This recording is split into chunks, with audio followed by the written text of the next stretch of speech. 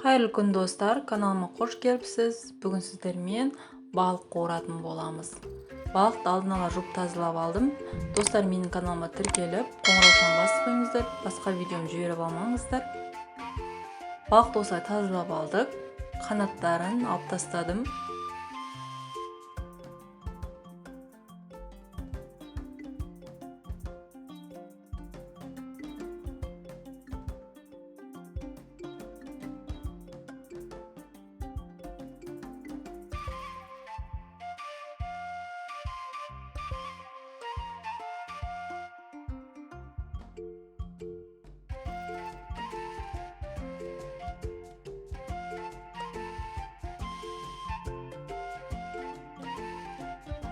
Дәміне қарай тұз, чеснок, приправалар салсаңыздар да болады.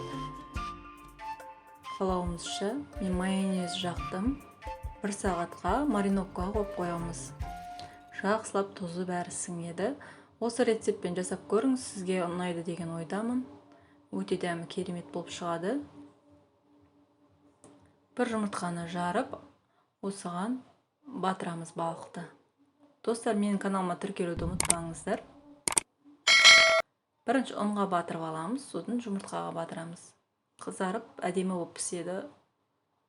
Қызып тұрған майда осылай қуырып аласыздар. Ас болсын, достар.